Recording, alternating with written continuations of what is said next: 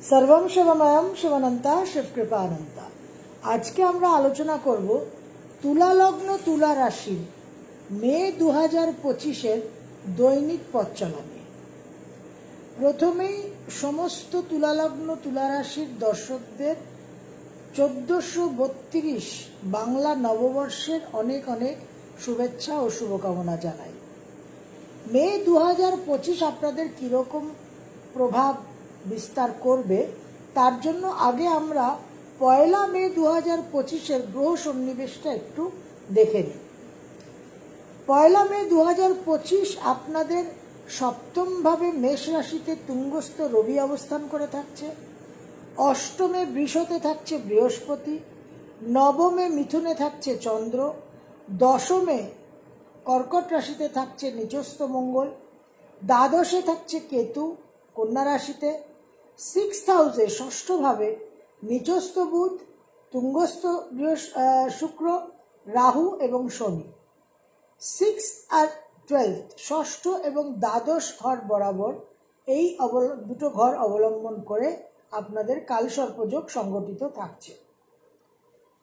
7th মে 7ই মে বুধ আপনাদের নবম এবং দ্বাদশপতি দীর্ঘদিন একটা জটিল অবস্থানে থাকার পর মীন রাশি থেকে মেষ রাশিতে সঞ্চার করবে।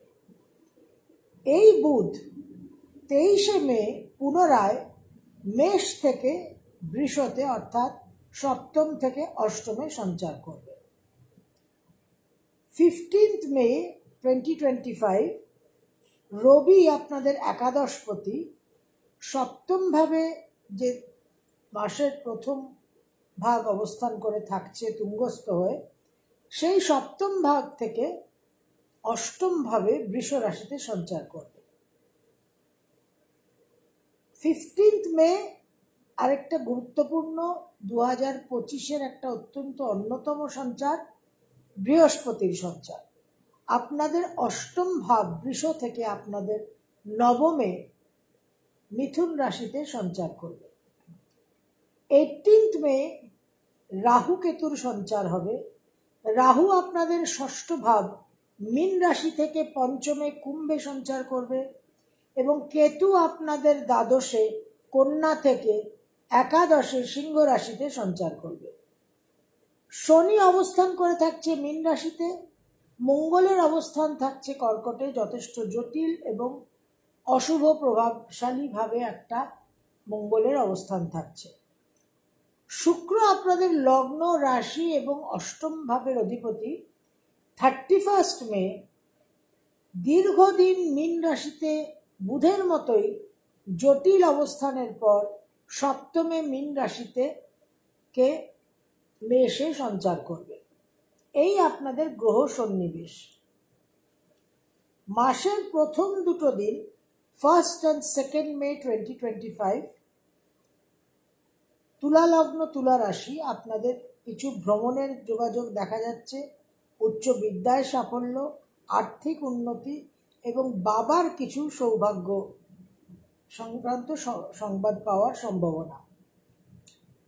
3rd, 4th and 5th মে মাসের 3, 4 আর 5 তারিখ আপনারা বিশেষভাবে কর্মস্থানে একটা সাফল্য পাবেন।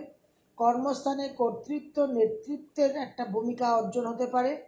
তার সঙ্গে মন মানসিকতার মধ্যে উগ্রতা এবং উত্তেজনা একটা সহকর্মীদের সঙ্গে এবং কর্মক্ষেত্রে বিবাদের পরিস্থিতি সৃষ্টি করতে পারে।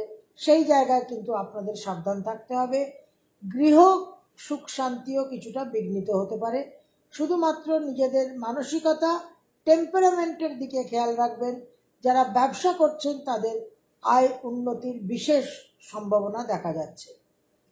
6 আর 7 6th and 7th মে 2025 বিশেষভাবে আপনাদের একটা আয় উন্নতির জায়গা।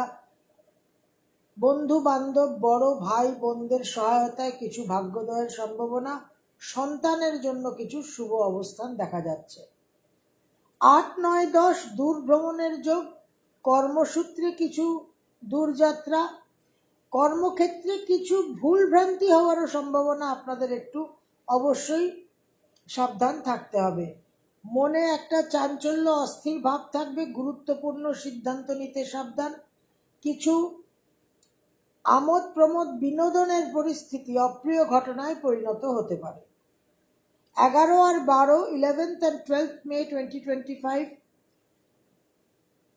তুলা লগ্ন তুলা রাশি, বিশেষভাবে কর্মোন্নতির যোগ, ভ্রমণের যোগ, বিবাহর যোগ দেখা যাচ্ছে।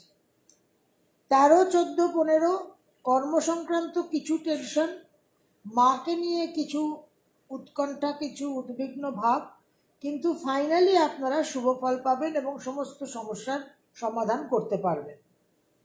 16 আর 17, 16th and 17th May 2025, তুলা লগ্ন তুলা রাশির জন্য বিশেষভাবে ভাগ্যোন্নতির যোগ, নানা রকম যোগাযোগ, কানেকশন, কর্মোন্নতি, কর্মে নতুন একটা পদ প্রাপ্তি, অনেক দিনের অপেক্ষায় একটা অবসান ঘটে, অনেক অর্থপ্রাপ্তি ইত্যাদি নানানভাবে কিন্তু আপনারা জীবনে সাফল্য দেখতে পারবেন 16th and 17th।